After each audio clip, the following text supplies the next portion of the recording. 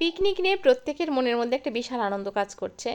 এবছর আমরা শীতের মধ্যে পিকনিক করতে পারিনি। 31st গত বছর করেছিলাম।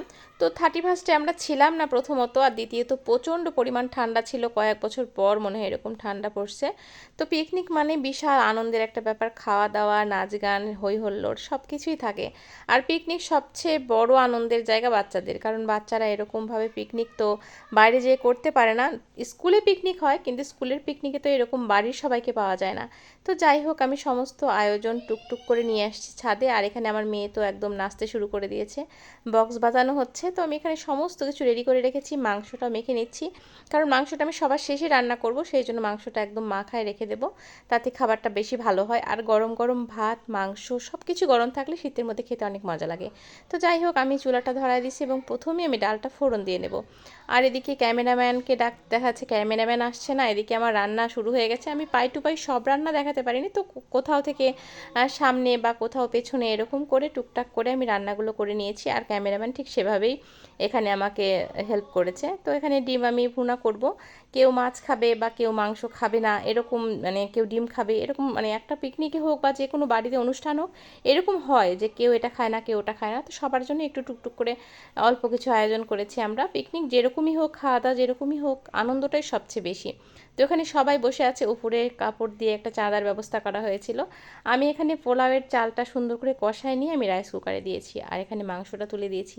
ভেবেছিলাম রাত হয়তো বা হবে না, 8টার দিকে চুলাটা ধরায় দেবো, কিন্তু দেখতে দেখতে খাওয়া দাওয়া শেষ হতে হতে একদম রাত প্রায় মানে 12টা বেজে গেছিলো। আমি এখানে সবার শেষে সালাডটা করছিলাম। আমার বরমশাই এসে শুরু করে দিয়েছে রান্না, আর ও একটু পছন্দ করে চুলার পাড়ে বসতে। তো ভাবলাম ঠিক আছে, আমি এতক্ষণ যখন পরিশ্রম করলাম, তুমি একটু বসে হেল্প করো। তো তারপর খাবার রান্না শেষ, এদিকে প্লেট পড়ে গেছে, এদিকে খাবার জোগাড় সমস্ত কিছু আয়োজন করা হয়েছে। আর আমি প্রথমে 2টা শুকনো লঙ্কা ভেজে নিয়েছিলাম, সালাডটা একদম মজা করে মাখবো। আসলে খাবারের মধ্যে সালাডটা আমার অনেক পছন্দের, যে কোনো খাবার হোক, নিরামিষ হোক বা আমিষ হোক, সালাড থাকলে আমার অনেক ভালো লাগে। তো গরম গরম মাংস, ভাত, পোলাও, এখানে 2টাই ছিল, ভাতও ছিল পোলাও ছিল। যে ভাত খাবে সে ভাত খাবে, যে পোলাও খাবে সে পোলাও খাবে। প্রত্যেকের পছন্দ অপছন্দকে মাথায় রাখতে হয়। এদিকে সবার প্লেটে খাবার পড়ে গেছে। খাবারটা মোটামুটি ভালোই ছিল, ডাল ছিল, তারপর ডিমের ভুনা ছিল, তারপর মাংস, সালাদ, মিষ্টি, শেষ পাতে মিষ্টি ছিল। বেশ মজা হয়েছিল। তো সবাই আমরা বাড়ির সবাই মিলে ঘরোয়া একটা মানে পিকনিক করেছি।